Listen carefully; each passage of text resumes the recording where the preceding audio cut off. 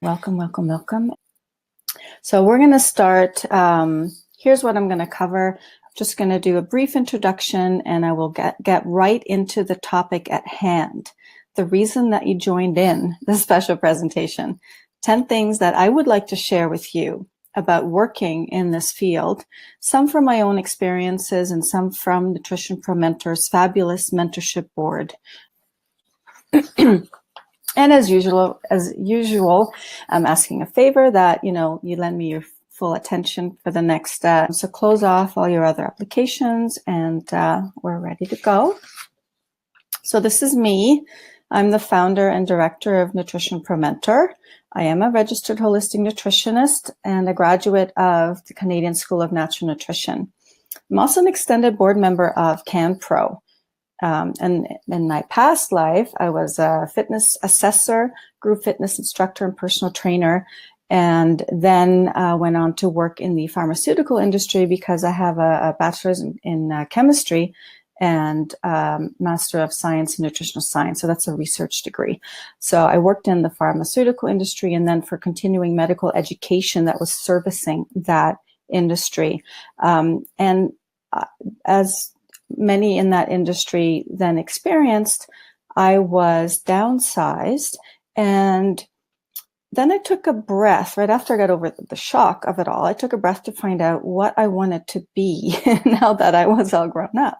And then I decided to go back to my roots, my original love, which was health and fitness and nutrition. And I enrolled in the CSNN program. I had a friend who was enrolled at the time.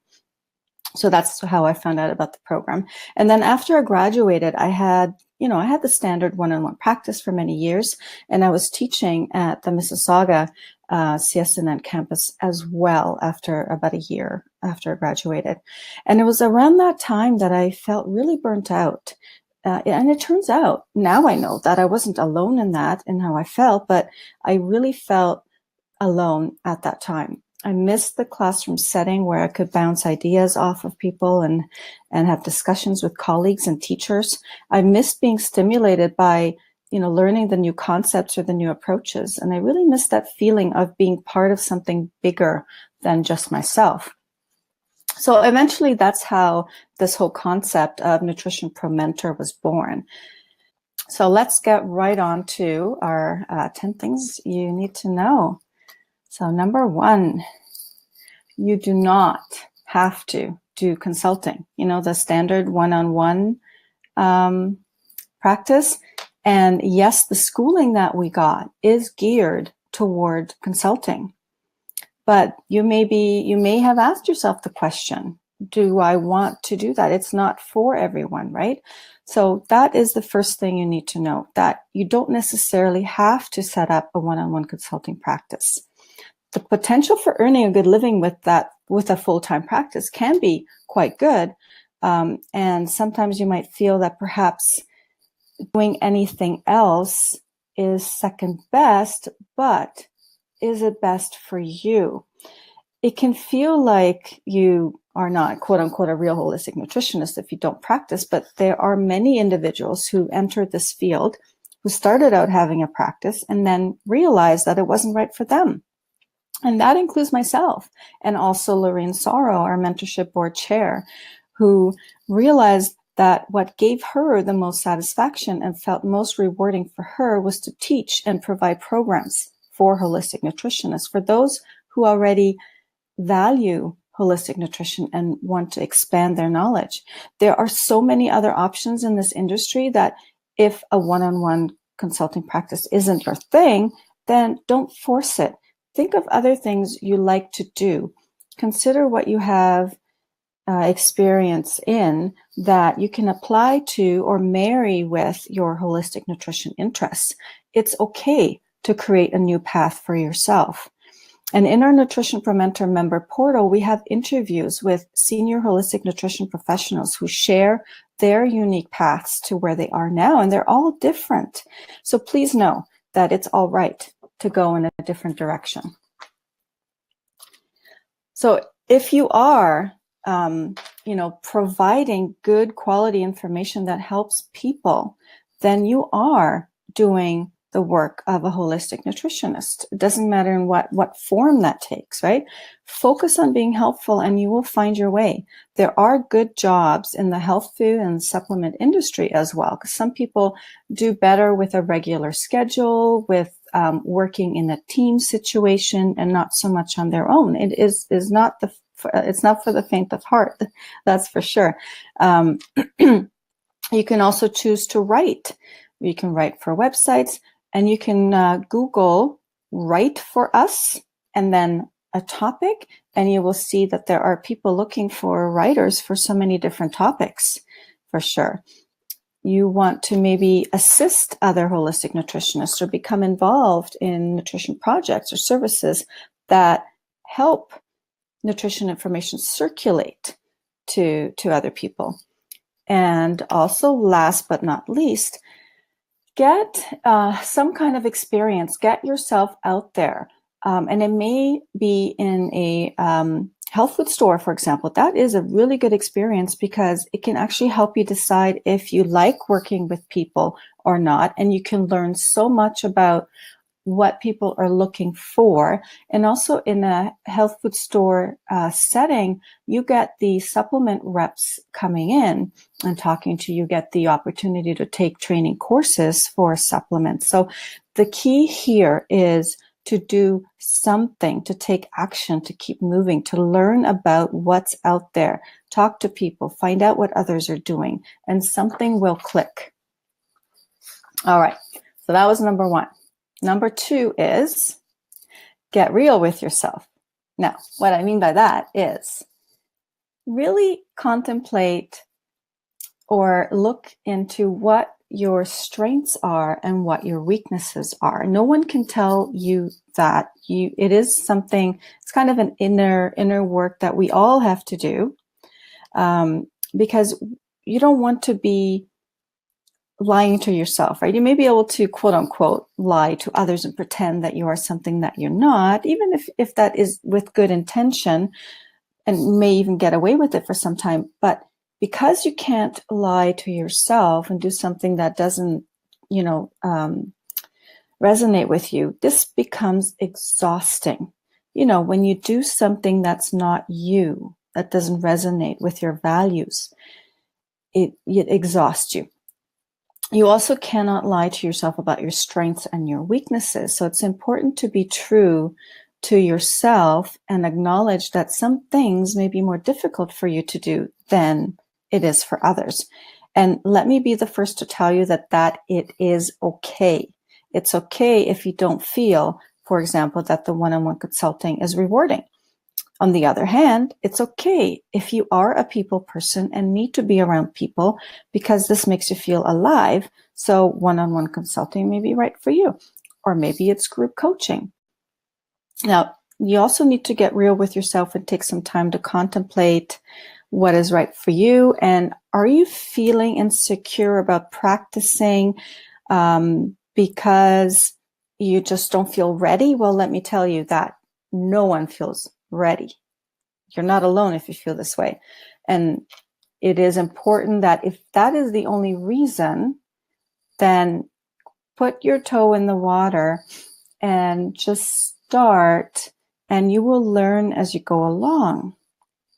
Now, I invite you to explore whether you feel insecure because you want to do the best job at it that you can, or are you feeling insecure because you're not sure that this is for you? So know that your business, what you are going to be doing, should be structured in a way that resonates with you, that is right for you. So I hope that makes sense. Yes, you want to be yourself. Be yourself. Everyone else is already taken, as Oscar Wilde has said, or well, it's attributed to Oscar Wilde, but apparently he never said or wrote those exact words, but the intention was there. So it was paraphrased that, yes, be yourself. It's okay to be yourself. Own it. Now, in order to understand what you want, not what you think you want, we can do a visualization right now if you want, or, you can do it a little bit later. I'll give you the instructions now. Visualize yourself in what you think is your quote unquote dream job. So if you actually close your eyes and imagine that you are, let's say let me give you an example first. Okay, so let's say you are imagining yourself, you're driving to a location and you've driven your car many, many times before. You get in your car, or if you take public transportation, you can kind of relate to what I'm saying. But basically, you get in the vehicle and you're moving towards your destination. That perspective, what you see is you don't see yourself. You only see other things. You see where you're going. You see your surroundings. You see, trees that you're passing, streetlights, people, but you don't see yourself. So now, when you visualize yourself in your quote unquote dream job, what do you see? Because here's an interesting thing. If you see yourself, then that is not in true alignment with you. It is not in alignment with your true self. But if you are seeing other people, your surroundings, where you are, then it is. So that's a cool little exercise that you can do. All right, number 3. We want to focus on who we can help and not who we can't.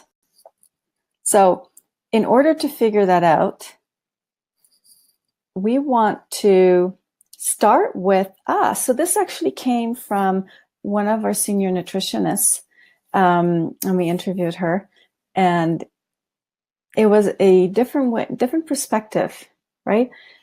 Look to yourself first and find out what you want to share and who you want to share it with.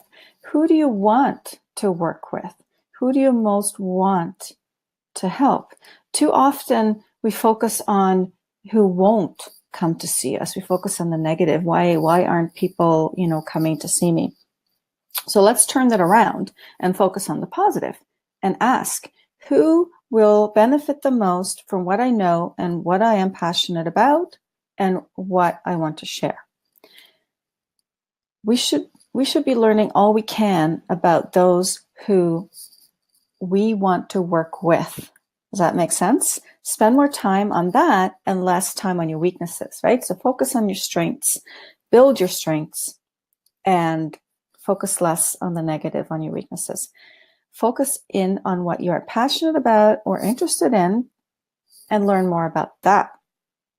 People who do not come to see you are not going to be your clients, and that's okay. They will find someone else. So learn all you can about those who do want to come see you and who you do want to work with so that you can find more of those people. And investigate. These people that you want to work with, where do they go? Where do they congregate? What do they do? What do they eat? What are their lives like? And how do you communicate with them? And chances are these people that you want to work with are going to be a lot like you. I found that was an interesting thing. It was certainly true for me. Just taking a sip of tea. All right, number 4. We want to create some momentum. So yes, having a business is hard work. It can be hard work. So it's important to realize that it's okay to start slow. Expect to start slow. Take that pressure off of yourself right now and build momentum. Take one step at a time. But so the work might be not difficult, but it can be challenging at times. Let's put it that way. But the work should feel rewarding. Time should fly by. However, let's acknowledge this, that at the beginning you may be asking, why is having a business so difficult? So that can be a phase, and just know that it will not last forever. So part of the answer is that some of the pieces are unknown. You still need to learn them. And also, there is a lot of noise out there. There's a lot of competition for the dollars of potential clients. And yes, at the beginning, most of your time will probably need to be spent on marketing yourself. And what I mean by marketing that makes it sound a little bit better is really making yourself more visible to the people you want to work with. Okay, so it's not about just advertising yourself to everyone. It's about making yourself visible to those who you want to work with, who are looking for you. And the amount of time that you spend on the marketing and making yourself visible is going to shift, because as people find you and you ask for referrals, always ask for referrals. If you have happy, people that work with you, always ask for referrals.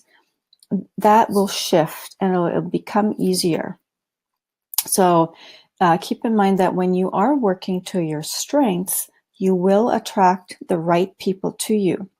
And over time, that percentage of marketing will shrink, and the time spent with your ideal people that you want to work with is going to grow.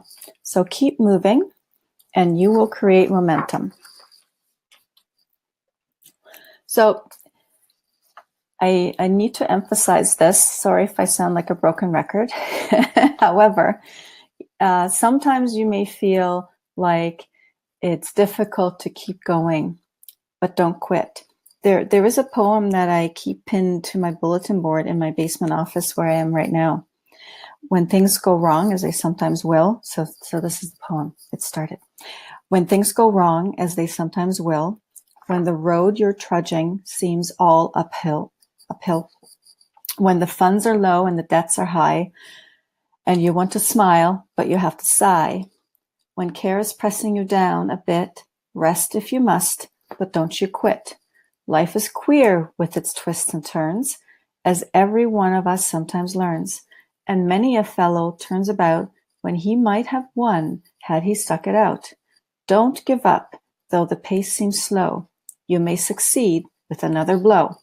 Often the goal is nearer than it seems to a faint and faltering man.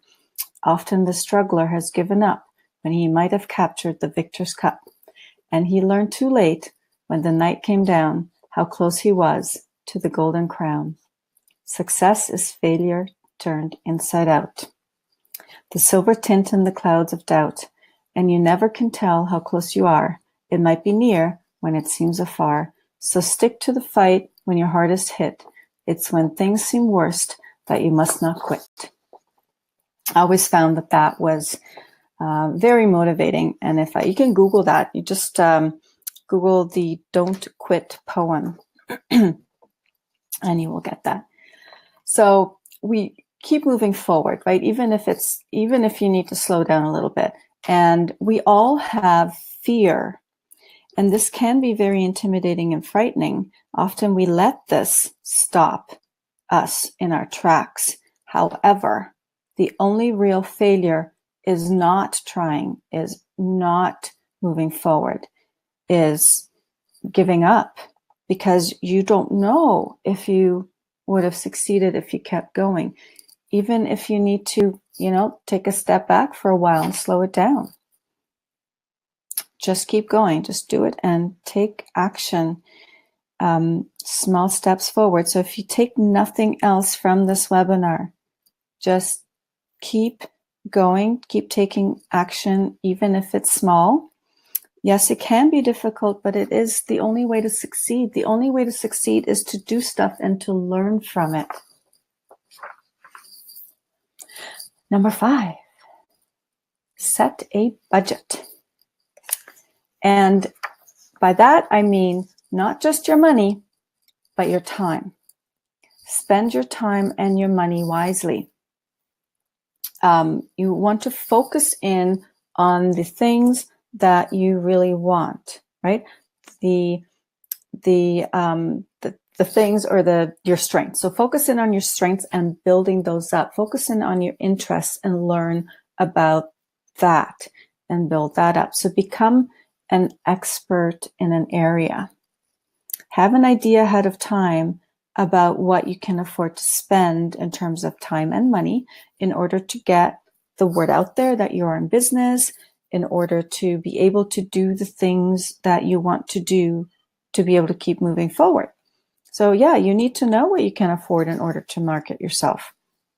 And in a perfect world, you would hire someone to do everything for you. But that's not always the case, right? Do you perhaps need a tech person, or can a relative help you? Can if you have kids, I have older kids, so one of my kids could help me. Should you put out flyers, physical flyers? Think about, again, going back to who do you want to work with and where are those people? Should you take out an ad? And sometimes it can take a year of seeing an ad, let's say it's in Vitality Magazine, before people notice it and see it and it reaps any benefit. It takes multiple hits, familiarity, if you will, some sort of sense of comfort in seeing that person, some sort of sense that this person, that's why referrals are so valuable, right? Because they're already proven themselves to someone else that they might know. And that's why referrals from another practitioner are so valuable as well. And that's a good segue to this slide, because one of the ways that we can market very inexpensively is to talk to, if we go see a naturopathic doctor, if we know other people that have, a good relationship with their naturopathic doctor, get them to refer to your chiropractor, to massage therapists, other practitioners that you go see. Let them know what you're about. And yes, this is the place where you can make a flyer and give them flyers to hand out to their clients.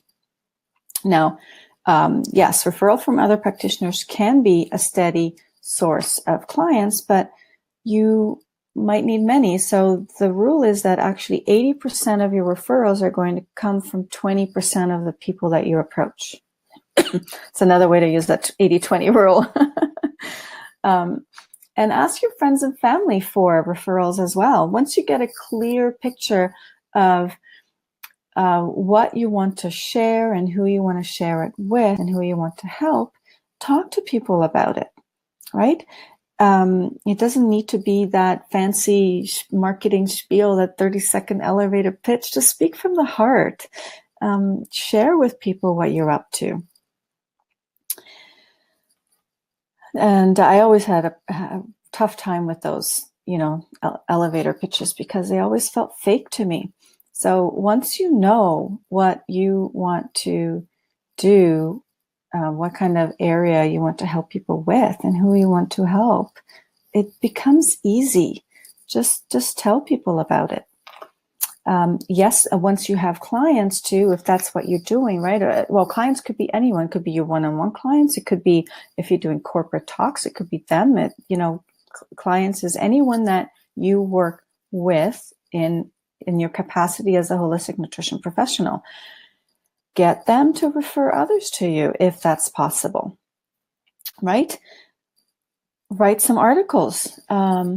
Be a guest blogger. If you enjoy writing, that's a perfect opportunity to do that. If you're more of a person who likes to speak, then do some short videos on different topics and put them on YouTube. Get a YouTube channel. So there's different ways of doing that depending on what you like doing, what type of person you are, how you feel most comfortable communicating. Is it in the written word? Is it in the talking voice? And you can speak at local groups. Now, when you're speaking at local groups, say you get asked, maybe I used to get asked by the running room to come speak to them all the time. Have a short handout with what you focus on, what your area of brilliance is, and how they can get in contact with you. Even have, have the notes from your talk. Make your talk relevant to what your chosen area of brilliance is. So make the most of those opportunities. If you are going to speak for free, then definitely think about how you can get more people either to come to you or to get on your email list or to refer others to you. Otherwise, you're just giving away your time and your energy and not getting much in return. So the number thing that you want to budget is your time, for sure. All right, number 6, do your own thing. Don't pay attention to others, because others may appear more successful, which can be kind of demoralizing and demotivating. You see someone's website is so fantastic. They have so many things that they do and they, look so fantastic. And then you don't feel the greatest because you're going, I'm not at that level. Okay. It's easy to fall into that trap, but because you might feel, why can't I have that opportunity? You see someone on the Marilyn Dennis show, for example, you go, oh, why can't I have that opportunity? Well, think of it this way. First of all, is that really something that you want to be doing? Would that be forwarding your intended path or not? Right? Because those things are a lot of work. For sure, for sure.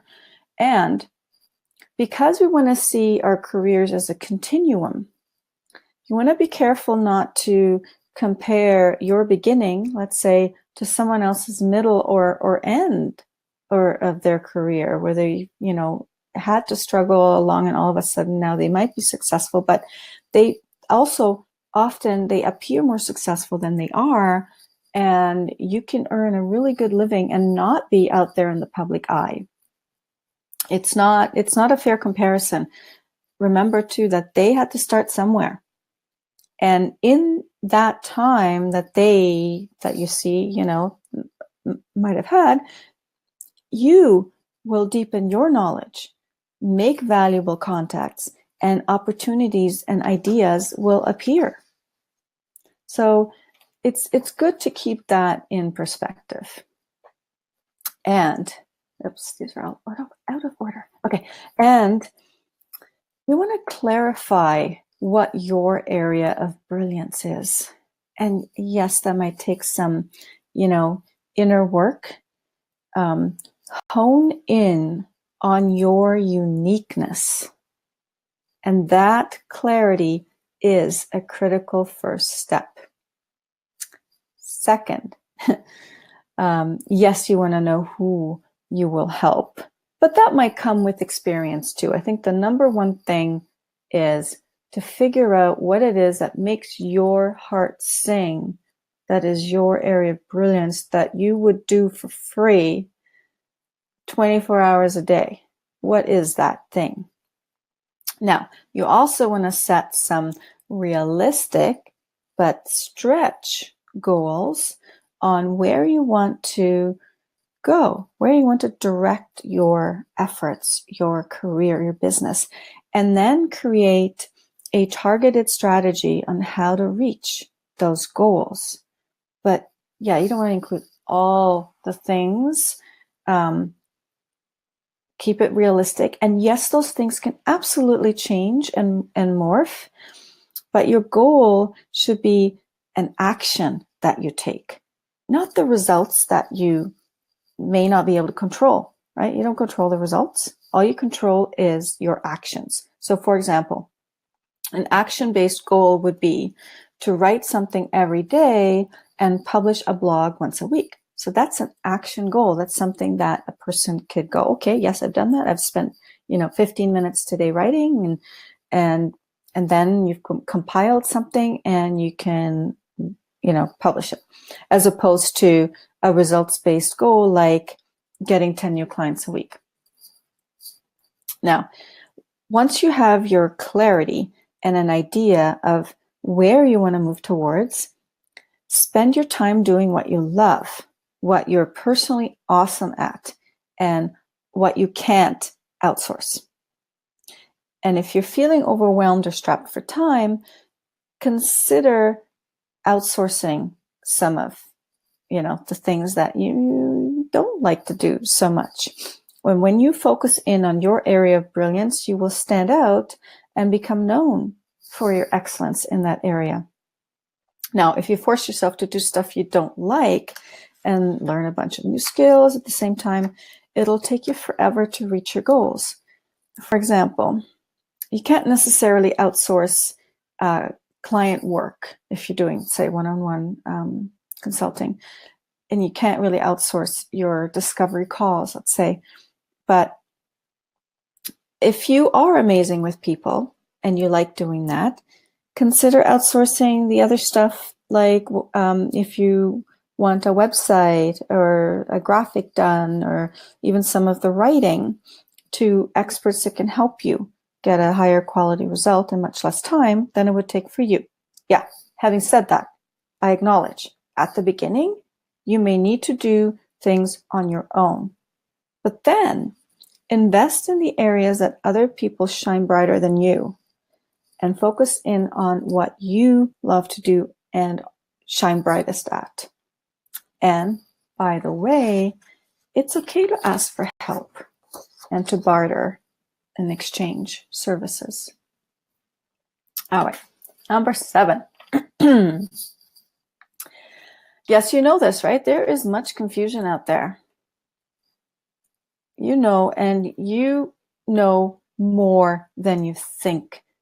You have attained a certain amount of clarity surrounding what the impact of eating natural, good quality whole foods is. Yes, people are confused about nutrition, but they're also confused about what it is that we do. And this is an area where we can help people become less confused, right? You have so much information to share that people need to know. The first thing people need to know is what the heck whole food is and why it is better than, say, packaged food, or a lot of people don't really know what whole food means.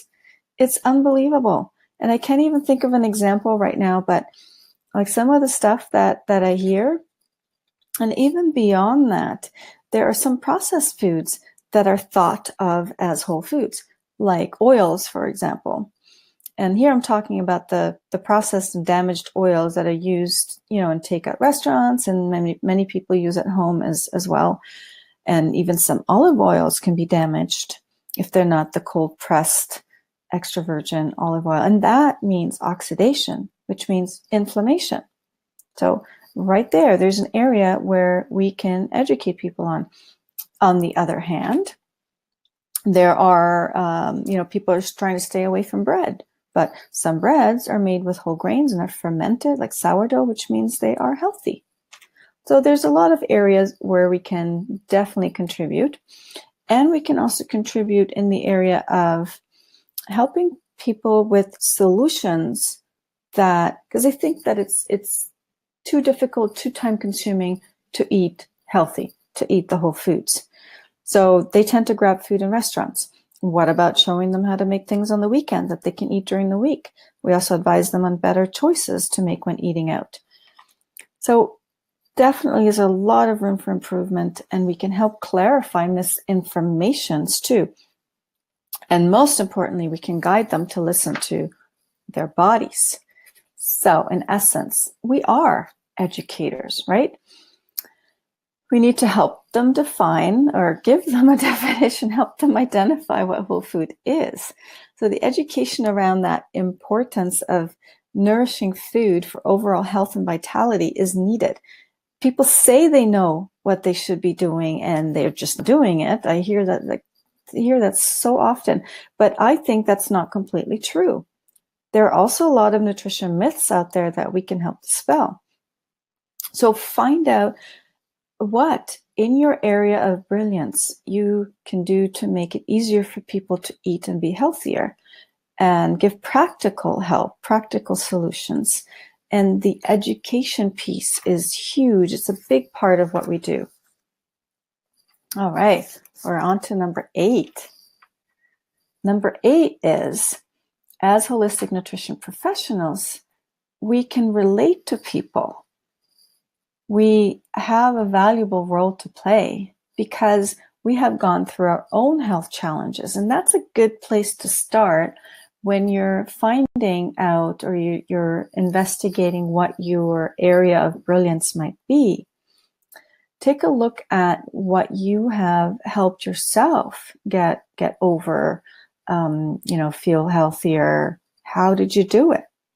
So people need us, and also they need someone to listen to us. So that makes us quite unique, right? We can definitely fulfill those roles. And we have some fantastic advantages, that we have the freedom to choose what we want to do in this field of holistic nutrition. We have the freedom to design a business to suit our needs, that provide services that fit what we want to do, when we want to do it. We can do the one-on-one consulting. We can do group programs. We can do workshops. We can work online. We can work offline. We can work in the health food industry. We can work in the supplement industry. There's so many other areas that are untapped that, with our background in holistic nutrition, we can take that and also enrich our role. Let's say we've had a previous experience in another area. Think about how that can be combined. One can enrich the other. We have lots of different things that we can do. And we're on to number 9. We do need a support system in our holistic nutrition field. A lot of us tend to get overwhelmed. Like I got overwhelmed. I got burnt out. So I really wanted that support system in place, but it wasn't there. And also for questions, when you have a question to ask, some of us have. We were lucky enough to stay in touch with some of our classmates. That's fantastic. Stay in touch for sure. So we need a support system, because when this feels overwhelming, it's comforting to know that you have other colleagues, even senior nutritionists and other professionals that can help you with good quality advice. This could be for help with clients. It could be for business advice. It could be for negotiating tricky areas of our scope of practice. It could be about understanding the politics of profession. Yes, there's politics in every profession, unfortunately. So this is definitely an area where you can reach out to other holistic nutritionists who have been there and done that and have some life lessons to share. And the other thing is too, that sometimes the information we get is not completely true. It can be partially true. It can be misrepresented, misinterpreted. It's valuable to have a support system to discuss certain sticky areas or areas of controversy and get a logical and down-to-earth and evidence-based assessment and discussion of topics. So ask these questions when you're looking at, the information that we get out there. Let's start by asking these tough questions. Does the source of information understand the holistic nutrition profession? Is it relevant? What's the relevance? Do they have a separate agenda that does not promote an individualized approach to helping a person? Do they use anecdotal information? And where is that anecdotal? Sometimes it can be valuable information, but if it's so isolated, and where is it coming from? What kind of research has been done? Does it support a whole food or holistic approach? right? So some of these things we need to take with a grain of salt. And again, this is an area where it's helpful to have holistic nutrition professionals there to help share their knowledge with you. All right, so now we're on to number 10. In this wonderful field of holistic nutrition, we need to have an upgrading strategy. And I touched on this briefly before. We want to focus in on areas that complement what we have decided or investigated is our area of brilliance, and enrich that and anything that supports that direction, right? And we want to find quality information for quality professionals, which is what we are, right? Quality information in, quality effort out. So where are these, the courses, the workshops, courses and trainings that you will take? Where is it coming from? So the quality of the information we learn from now on is up to us. We will determine the quality of information that we take in. We have control. So where is it going to come from? Do we trust it? Is that information leading us astray? Or is it helping us with some critical thinking? So it's important to pick learnings, courses, workshops, conferences, and so on from sources you trust. Also in this instance, because there are so many convenient options out there on the internet especially, that it would be helpful to have people to bounce these choices and ideas off of. So yes, you are a professional. You decide. You want to give yourself the time. So treat your time like gold. So you get to decide how you spend your time in terms of learning and what you want to learn. So it may take some time to really figure out what exactly you want to do, what area you want to develop and strengthen, what strengths you want to build on. But trial and error is absolutely fine. That's how we learn. Failing is absolutely fine. Just pick yourself up again and keep moving forward, and you've learned something and change it the next time. Learning is going to be ongoing. Learning to do your business well is no different than learning nutrition in the first place. And your nutrition learning is far from over. You live and learn.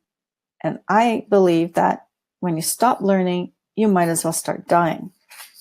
My opinion. And the biggest shame would be if we did not take our rightful place in the health and wellness field, in that industry. That would mean that we're not demonstrating our value, that we're throwing in the towel. So is that an option? I don't think so. So let's get out there and let's do it together. All right, so now I'm going to share with you how to have some support and guidance on your journey. And yes, you've heard me talk about Nutrition Pro Mentor. I'm really excited about this. I'm very happy that this actually got launched, got birthed, if you will. And these are some of the reasons that we brought this forward. And we launched it because people like us, we were always wishing we could be back in school in that learning environment. We had the support of classmates and teachers. And we felt strongly that there is a need for a private membership site that can provide guidance for our professional needs. Somewhere for us, for holistic nutrition professionals, where we can create that same feeling of support, only it is for holistic nutrition professionals, which means that all kinds of things can be discussed. And this is fantastic that it's all accessible online. And we called it Nutrition Pro Mentor because it's on the premise of virtual mentoring, which simply refers to any kind of mentoring activity that doesn't happen face to face. And with today's technology, there's so many communication tools that are available for this type of mentoring, including Skype, even telephone, email, messaging. Now there's Facebook messaging, there's Zoom. We use a Zoom platform for our case study discussions. It's just a fantastic time that we live in where we can actually do this. And Nutrition for Mentor includes monthly video interviews with established holistic nutrition professionals, as well as experts in other areas that are of value to our profession. And we call these the master classes. We have made it possible for you to hone your craft and learn from these experts via the magic of the internet. And these experts can become your virtual mentors. And we also review books, articles, podcasts, YouTube videos on a regular basis, bringing any valuable learnings to members. Now, not everyone has the opportunity or the privilege to find a traditional mentor, right? People are really busy, and individuals you may ask to be a mentor could be too busy to take you on. And even if you are lucky enough to find a mentor, your needs will change as you grow as a person and as you progress in your career. So the good news is there are more options than just the traditional mentorship setup, right? And it's the virtual mentorship. And what we have here, or we've tried to compile in Nutrition for Mentor, is not just personal development, career development, but also nutrition information. So we include content that helps you identify and recognize your unique skills and to set life goals that raise your confidence and lead to a more fulfilling, higher quality of life. And by making relevant, positive, and effective life choices and decisions for your future, you enable your own personal empowerment. So that's the personal development area. And we also include content for career development, learning specifically developed and resourced for our needs, for the needs of holistic nutrition professionals. And that means helping you acquire knowledge, concepts, skills, and attitudes that equip you to best manage your career in the holistic nutrition field. So we can, in this format, in this forum, we can discuss any kind of nutrition conundrums. Because we have a private members-only portal and Facebook group, we can do client issues, scope of practice, business issues, ethics. You receive true support and valid information. We have new video content every week. It's new every week. Single lessons, multi-module courses, expert interviews, virtual Zoom meetings, and so on. You get the idea. But this kind of stuff that we can explore, the topics that we explore, could be sugar and sweeteners, fats and oils, even controversial nutrition topics like alcoholic beverages, ketogenic diets. Yes, we go there. And we're so fortunate to have a group of registered holistic nutritionists, teachers, all of them, who are very generous of their time and big supporters of the mentorship concept of Nutrition for Mentor. And I remember after we did the interview with Lisa Tsakos last year, she sent us a very lovely email saying that she loved the concept of Nutrition for Mentor and how we conducted the interview, that it was very candid, and that Nutrition for Mentor is a fabulous initiative. And she loved the informal and comfortable interview style, and that graduates will benefit more from the truth as told by, by their peers than an idealized version of reality.